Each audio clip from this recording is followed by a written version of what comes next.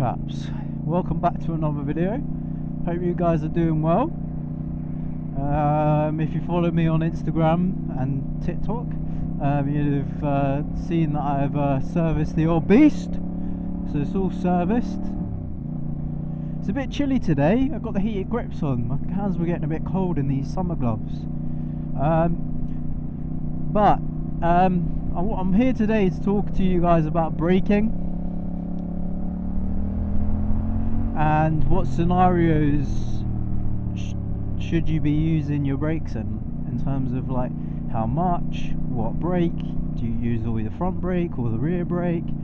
So if you're moving in really slow moving traffic like 20 mile an hour, you should, so I'm going to be looking in my mirrors as well, make sure there's no cars coming, but you should just be able to use your rear brake for most of it to do your slow maneuvers. So let's say you're filtering through some traffic at like 10 miles an hour, right? And you can't fit through a gap, then you should just be able to use your rear brake to come to a real slow stop. The only time where you really need to use your front brake is when you're going at like 20, 30 and upwards, and you want to be using your rear brake as well a little bit, but not loads. And you can trail brake around corners, so it's ever so slightly using the rear brake to, so I'll use a trail braking on this corner here that's coming up this tight. So trail braking using the rear brake only, and there we go. So I slowed myself down by using my rear brake only, and ideally you don't really want to be using your brakes when you're turning, so you want to be doing all your stopping before the corner as well. You don't want to be using your brakes while the bike is tilted over, because that's how you low side or maybe high side maybe. So look, so get the bike up well up to speed, front brake, squeeze, done. Now you can make that a lot quicker, but this road is a bit gravelly, so when we're going fast we don't want to be smashing the front brake on. You want to slowly apply it, so it's on, squeeze, done. And the clutch is always the last thing that you pull in, really. It should be, because your bike is still, as soon as you're off the throttle, there's some engine braking there. So we're up to speed here. Let's squeeze, clutch. And it doesn't matter, if you're doing an emergency stop, you don't need to worry about your gears. Don't worry about them. It's not important. So if we're going, I'm going to slam the front brake on, then pull the clutch in, then we can go down into the gears and go into first gear. And what we're doing with the braking is, when I'm saying don't smash on the front brake, you want to press it a little bit, wait for the bike to load up that front tyre and the suspension to squish down on that front tyre. And what the tyre will do, because the weight is going onto the front, the tyre will squish down. The surface area of your tyre is bigger on the road, meaning that it will likely not skid, right?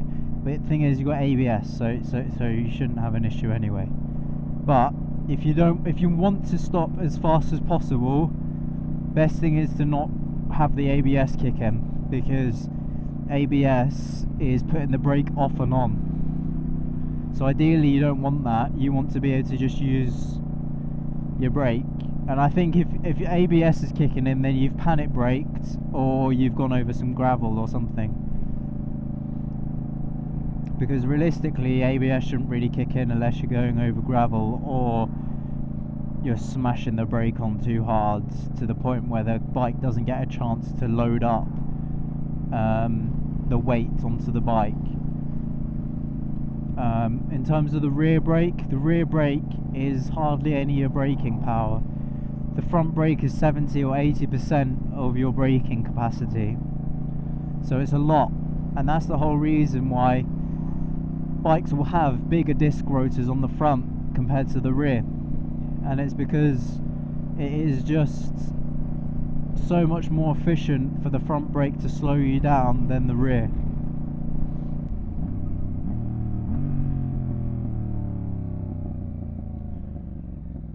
My helmet's starting to fog up, that's a first. It's like basically summer.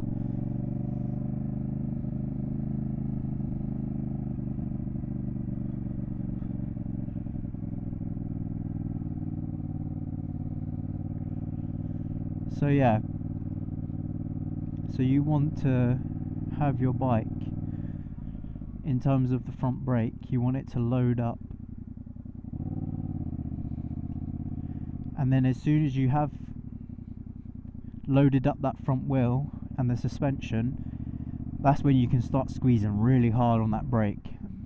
And you'll notice ABS shouldn't kick in because you've compressed the suspension and everything, so you shouldn't have that issue of ABS kicking in basically. What bike is that? Suzuki something? That's quite nice. Getting a bit low on the petrol as well. Original Mini here as well. So like when I'm going to be moving through these trucks here, I'm going to be just using my rear brake and my rear brake only.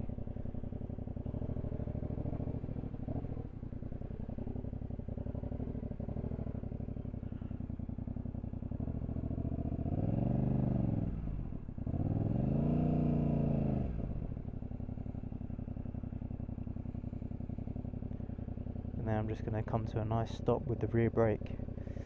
Don't need to use the front brake. And that's it, guys. I hope this video has helped you guys out in terms of braking. Highly recommend doing high speeds emergency stops. So if that's finding a quiet lane like I was on and whizzing up to 70 and coming to a hard stop, obviously making sure nobody's behind you, of course. That's one way to figure out how your brake reacts in terms of emergency stop. So when you are doing 70 and all of a sudden there's a big queue of traffic and you can't squeeze through any gaps and then slow down, you're not surprised about what the bike's doing when you're doing that emergency stop. Because I think that is another thing people don't do is practice braking in terms of emergency stops and slow speed maneuver using that rear brake, and that rear brake is really good at slowing you down in terms of when you're doing that slow speed maneuvers, because that front brake can be it can be very powerful for slow speed maneuvers, so it can become very jolting the bike. So that's where the rear brake comes in, where you're like trail braking, where you're just using it to slow down the bike.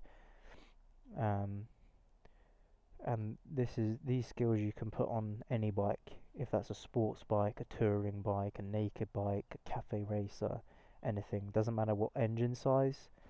Yeah, so I hope this video has been helpful, and I will see you chaps in the next one.